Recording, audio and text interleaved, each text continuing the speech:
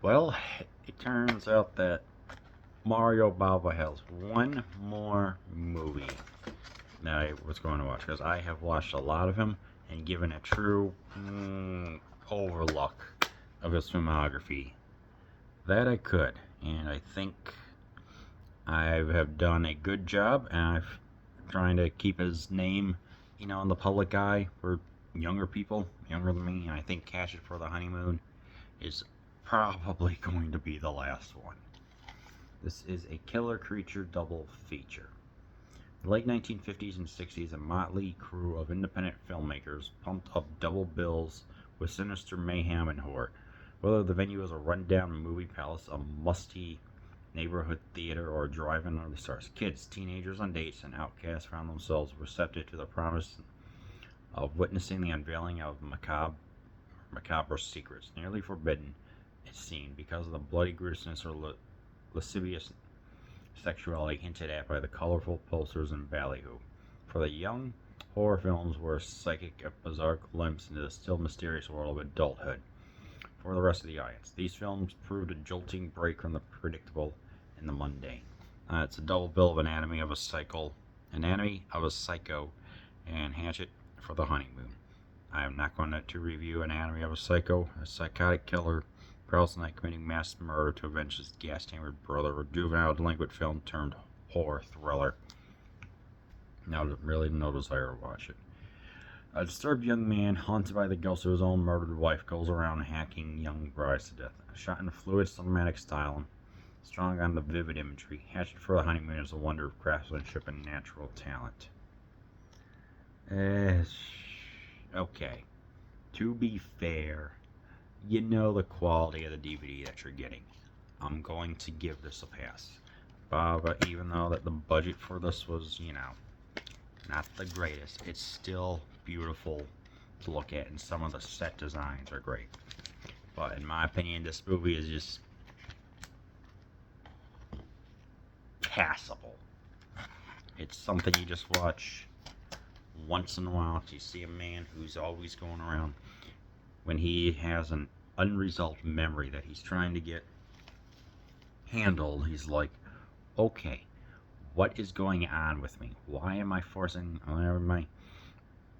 why I've inherited this bridal shop with the dresses and everything else, but I like to have my woman pretty much just be murdered while in white. What is happening with me? I'm like, okay. And he's got like a hatchet and a butcher knife, and I'm like, okay, this is interesting to look at. This is pretty cool.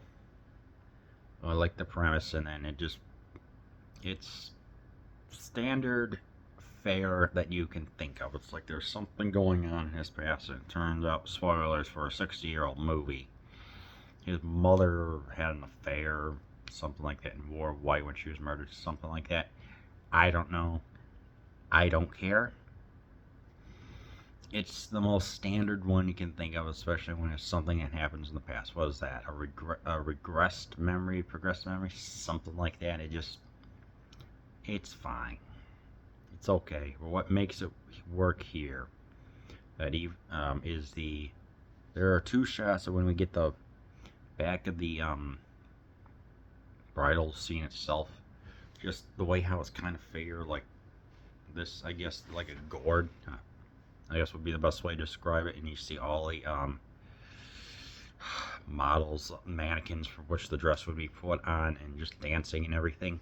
It works really well. I think it works phenomenally well.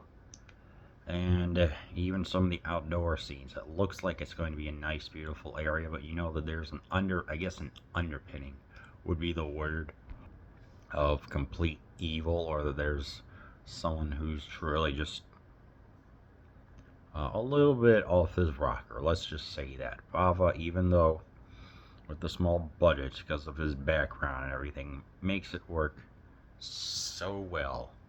It's just like, dang, Especially in the mansion when there's this body that's kind of like hanging up, or is going to see if some blood is going to fall near some inspectors and stuff. They think our evil hero does not get caught, but it's a tense scene, and it's like, yeah, it's true suspense done in the right way, and it's just chef's kiss, just good stuff. But this movie is slow. These are, this is a modern gothic thriller taking place in a mansion, and it's not for everyone.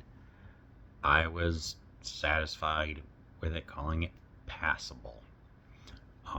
It's slow. First half is slow. Just they're just trying to figure everything out. Because it's like he's tired of his wife, and there's a divorce going on. It's just ugly. Ultimately, he does get away with murdering his wife, and it's like, okay, it's slow stuff throughout. Then this another woman named Helen gets introduced. He's trying to change his ways, but he still has the unresolved memory matter. So ultimately, it's about his descent that just goes down and down, and just it works well. The performances are passable.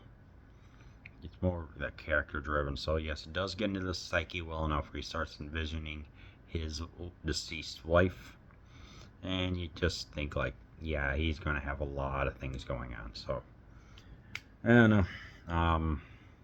There's supposed to be one actress whose name eludes me. When she was seen as not fitting like what Bob was fitting for, she ultimately managed to sue someone and won.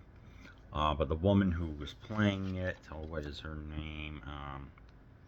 Laura Betty, B-T-T-I, knew that. She said that she was an intellectual in Italy, and that Mario wasn't exactly an intellectual filmmaker, but they both had the same understanding of exactly what is going on, and they got along well, and it worked out pretty darn well. Tacit, the implied meaning or understanding, that's the word I'm looking for. So I think that it just it worked well, and I think they made like another movie or something together. I don't know, but ultimately I think, unfortunately, the quality of this DVD is just lousy. There's the thing that just doesn't do it for me. No subtitles in this English.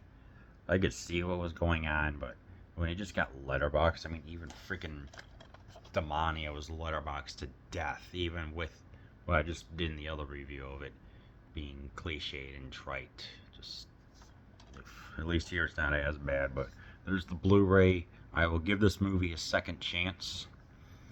If it has the Italian with subtitles, I'll give it a second chance and better quality, because the quality in here was not that good. But like I said, with the Killer Creature double feature, you know the quality that you're getting. So, do I recommend Hatchet for the Honeymoon? Yes, but do try and find the Blu-ray or just watch it on YouTube.